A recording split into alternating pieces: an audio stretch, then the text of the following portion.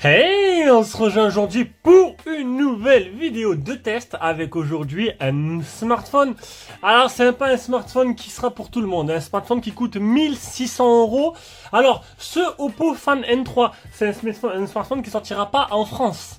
Un smartphone, mini tablette, smartphone fold, pliant, ce que tu veux. C'est un téléphone qui sortira pas en France. Tu le trouveras en Italie, en Espagne et tout, mais pas en France. Oui, Oppo s'est retiré sur le marché français et tout simplement ce téléphone, c'est le clone du OnePlus Open. Voilà, c'est exactement le même. Je les ai comparés, je me suis dit, tiens, j'ai vu ça, j'ai comparé, et oui, c'est les mêmes. Donc en fait, Oppo et OnePlus, donc OnePlus te sort un OnePlus Open qui est exactement ce Oppo Fan 3N arrivé en France. C'est du n'importe quoi. Alors je sais pas si le OnePlus il est vendu en Chine par contre. Alors en France, en Chine ça s'appelle Oppo, en France ça s'appelle OnePlus. Je sais que ça appartient à la même boîte, mais là du coup, on est sur, c'est la première fois qu'ils font ça en fait, qui sont. Mais bon, si il y a eu d'autres modèles OnePlus qui étaient, voilà, bon, c'est dommage. Après bon, chacun, même peut-être qu'ils ont décidé de, vu qu'Oppo va plus en France, continuer à vendre OnePlus, voilà, bon, c'est leur délire, ils font ce qu'ils veulent. 1600 euros, pareil. Oui, c'est pas pour tous les boosts, oui c'est cher. Donc là, je vais vous le présenter. C'est le Oppo Fan N3 et le test commence de suite.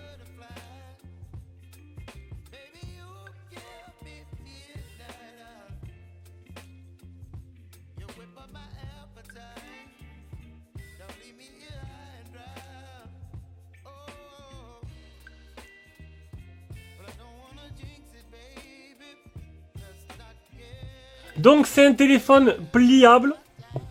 Alors il y a deux types de téléphones pliables. Vous avez pu le tester, le N3 Flip de ces derniers temps, qui était différent. C'est un téléphone à l'ancienne, un peu qui a été, voilà, comme dans le passé, qui est un petit écran qui devient un grand écran, qui s'ouvre dans l'autre sens. Là, un téléphone pliable, mais honnêtement, autant vous le dire de suite, il est bardé de nouvelles technologies. On a quelque chose quand même qui est plutôt excellent et qui est très agréable à utiliser. Et vous allez voir. Déjà, ce que je peux vous dire, c'est que niveau photo, ils ont mis le paquet. Je pense que niveau photo, on est quand même sur le modèle le plus avancé au niveau des pliables. Là, c'est sûr. Alors, j'ai pas testé Samsung. Hein. Là, j'ai testé ce Oppo-là. J'ai testé le dernier Xiaomi Fold 3 par le passé. Mais voilà, trêve de bavardage, téléphone qui vient de chez Training Shenzhen, je vous mettrai un lien d'achat pour ceux qui veulent l'acheter. Si vous voulez l'acheter, passez par mon lien. C'est la première fois de nous soutenir, sinon après un petit pouce bleu, un petit commentaire, un petit abonnement, ça coûte rien et ça fait plaisir. Et si tu m'aimes vraiment, un petit don sur Tipeee et puis le bouton rouge sur YouTube, ça ira très bien. Et voilà, téléphone a été vendu à un donateur. Voilà, il est sur un donateur sur YouTube directement, donc il a été vendu directement à lui, il est plus disponible à la vente. Alors, niveau caractéristiques et design. Alors, on va le fermer. Alors, niveau fermé, 73. Alors, une fois fermé, 73,3 sur 153,4 sur 11,5 mm d'épaisseur. Les petites deux coques qui sont fournies avec, une fois fermé, honnêtement, il est presque aussi gros qu'un téléphone classique. Voilà. Franchement, alors oui, 11,7 ça fait épais fermé. Mais on va dire que, voilà, on va dire qu'à quelques millimètres près, t'as comme un téléphone classique et ça c'est plutôt très intéressant, je vais te dire. Mais c'est une fois ouvert que c'est magnifique. Donc à l'avant on a quoi? On a un écran 6,31 pouces, définition 1116 x 2484, un écran de type OLED avec un pic luminosité de 1800 CD bloqué à 1400. Voilà, après c'est pareil, c'est la partie logicielle, c'est dans des conditions spéciales. À l'avant, une fois que tu l'as ouvert, oui, je me perds dans mes notes. Et une fois ouvert, tu as un écran de 7,82 pouces, donc plus une tablette. 2440 x 2268 pour la partie définition. C'est pareil, c'est un OLED. Et les deux écrans, ils montent jusqu'à 120 Hz en niveau rafraîchissement. Le poids de la bête, 245 grammes. Voilà, tout compris, voilà. Et on a, une fois ouvert, une épaisseur de 5,8 mm d'épaisseur. Alors, c'est pas le plus fin de tous, voilà. Je crois que c'est le Honor le plus fin de tous, 5,1. Ils ont fait très fort, hein, mais Honor, je n'ai pas l'occasion de le faire. On m'a demandé, je peux pas. Mais bon, voilà. Il est superbe. La pliure, on va parler de la pliure. Honnêtement, regardez.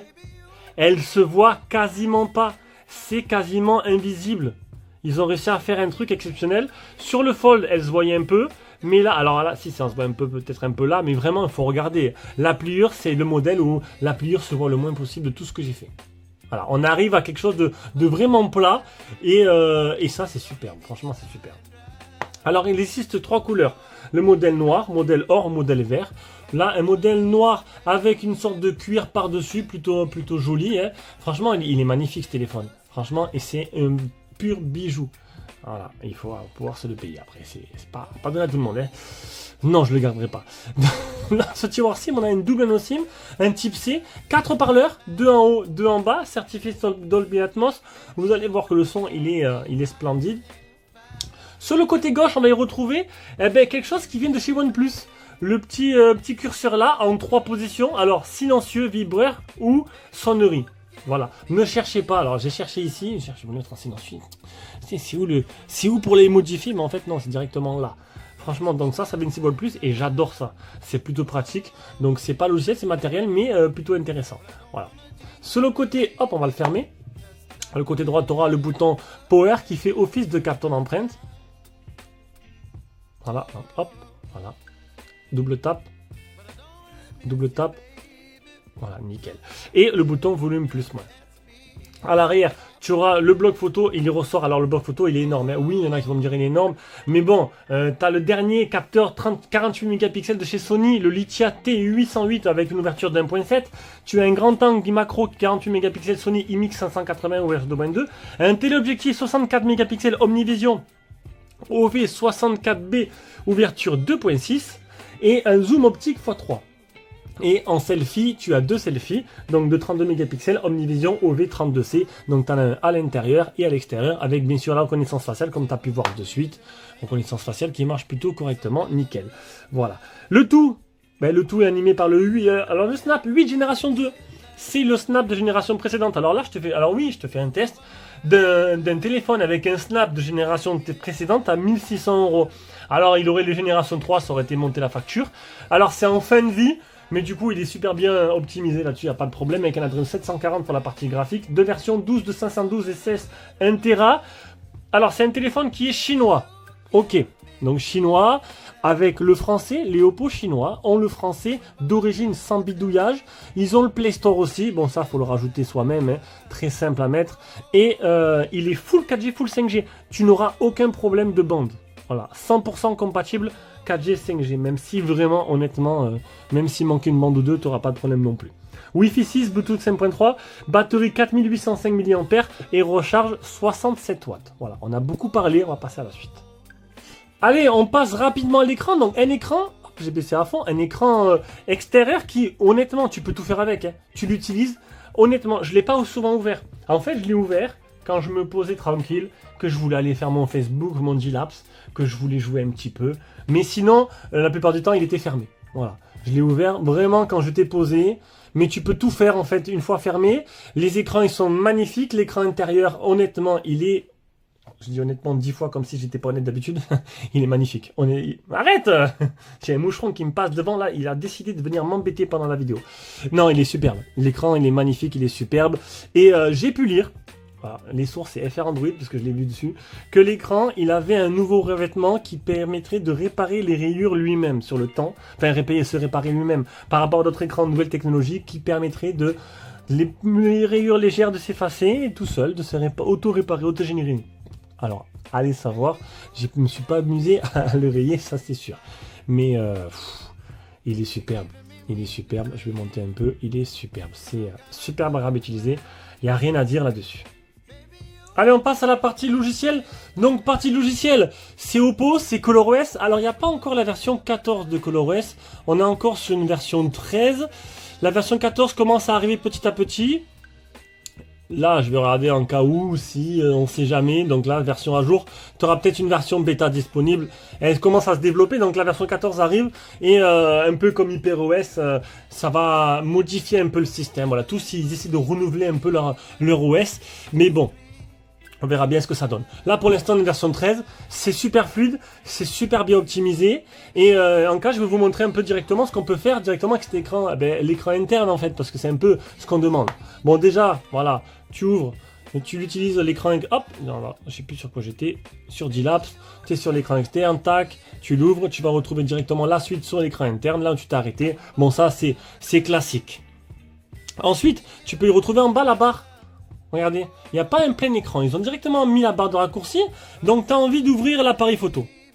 Alors je sais pas, la paire photo n'est pas compatible. Non, tu as envie d'ouvrir le... voilà, tac. Tu as envie d'ouvrir Chrome. Hop, tu te retrouves, on va remettre là, voilà. Tu te retrouves avec un double écran. Mais tu peux faire encore mieux.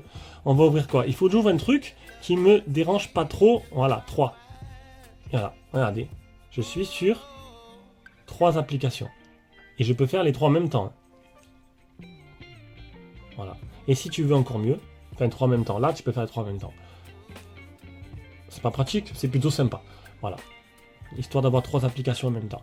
Après, il y a d'autres petites spécificités de l'écran externe. Je pense que c'est plus parlant si je vous montre directement le menu de l'écran principal. Alors, c'est pas foufou. Hein.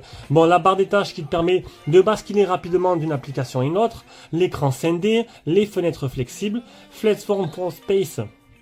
En fait, voilà, tu mets l'écran. Alors, c'est pas le problème, c'est que j'ai pas trouvé l'écran compatible. Pour l'instant, c'est compatible avec l'appareil photo seulement. En fait, tu mets l'écran en mode PC, comme ça, et quand tu prends une photo, ben, tu as la photo qui apparaît là. Voilà, c'est. Pour l'instant, niveau compatibilité, vu que c'est un modèle chinois, ben, c'est limité quoi. C'est seulement quand tu cliques sur application prise en charge, c'est que des applications chinoises. Malheureusement pour l'instant, voilà. Après tu continues, tu as le mode conduite, permutation d'écran, donc c'est quand tu passes d'un écran à l'autre, tu peux choisir plusieurs options, optimisation d'exposition des applis, 2 fenêtres, taille d'affichage. Alors le truc, c'est que genre, alors si j'allume mon Facebook, je sais pas sur quoi je vais tomber, voilà, c'est ce que j'étais sûr, je vais pas tomber, alors, genre voilà, là je suis sur mon Facebook, je suis sur la pub, absolute. Quand je ferme, mais je tombe pas, en fait ça recharge. C'est pas encore super au point, regardez. Là, je suis sur LFootX, j'ouvre, hop, je suis sur autre chose. Ça, c'est un peu dommage. J'aurais préféré tomber sur le même truc. La continuité. Genre, je suis mon fil d'actualité. Non, ça le recharge automatiquement. Du coup, on va passer maintenant à la partie logicielle, comme d'hab avec les captures d'écran. Le PC Mark 10523. Le Geekbench, le premier, le deuxième. Il est bien certifié L1, vous avez bien un Netflix en HD. Ça c'est alors support d'écran, double vision HDR10, HDR10+, et HLG. Le safety net il est passé. Le Antutu 1 550 000. Le test de chauffe il est passé, 44 degrés à peu près. On peut augmenter la RAM jusqu'à 12 Go supplémentaires. Navigation système au bouton.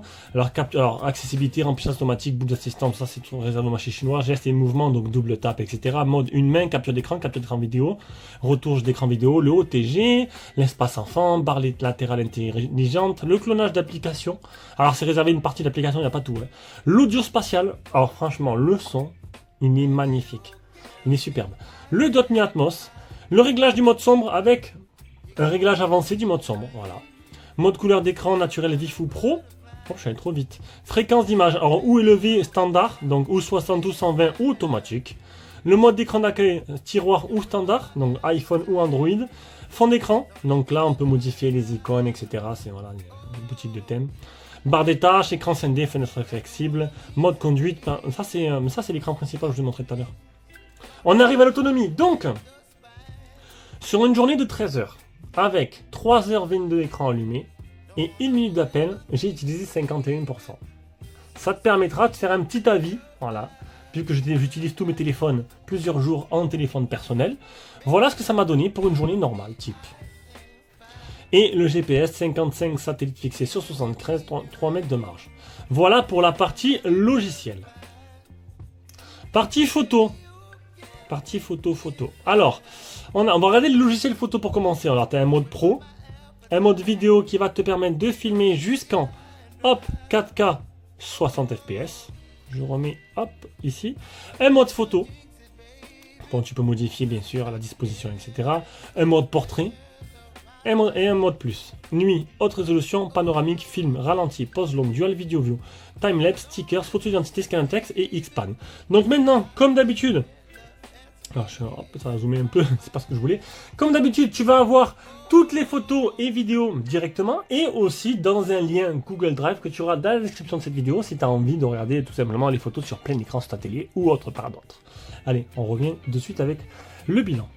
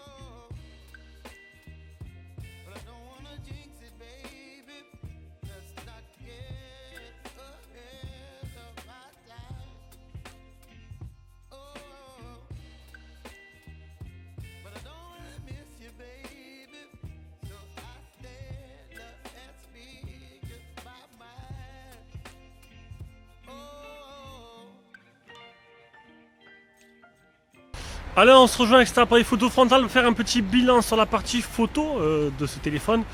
Alors moi j'ai toujours bien aimé Oppo, hein. C'est ce qui m'a fait garder mon Oppo Reno 9 Pro Plus, c'est j'adore le traitement logiciel de chez Oppo, je trouve les photos éclatantes, jolies, bien détaillées, autofocus parfait.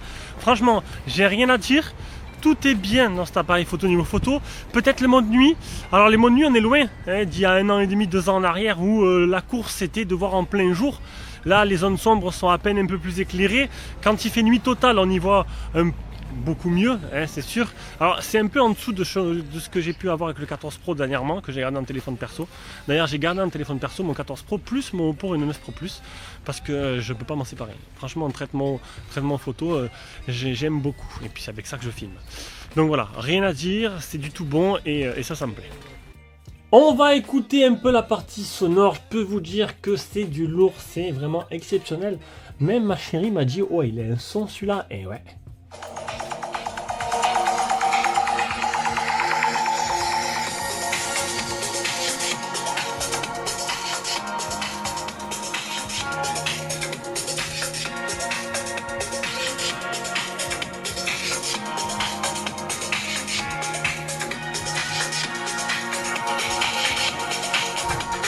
Et en plus de ça, les 4 haut-parleurs délivrent la même puissance. On est vraiment comme sur une tablette sur 4 haut-parleurs stéréo qui franchement envoient du lourd. Il est magnifique le son. Le son est magnifique, l'écran est magnifique, tout est magnifique. On arrive au bilan. Alors honnêtement, hein, alors oui, il coûte une blinde, hein, il est super cher. Oui, il est magnifique. L'écran sans pliure quasiment invisible. Superbe à utiliser. J'ai adoré. Je pense que c'est pour une fois que ouais, c'est pas trop utile et tout. Non, pour une fois. Voilà, c'est le premier Fold, j'ai envie de te dire, même si ça s'appelle pas Fold, que j'aime vraiment. Voilà, il a tout pour lui, il est superbe, une qualité photo qui fait partie des meilleurs Fold existants maintenant en photo, un double écran magnifique, tu peux largement utiliser en téléphone principal, voilà, tout va bien, il n'y a rien à dire de plus. La perfection. Et encore, ça va s'améliorer avec le temps et ça inaugure de bonnes choses. Allez, sur ce, je vous fais des gros bisous et on se rejoint pour une prochaine vidéo. Ciao, ciao.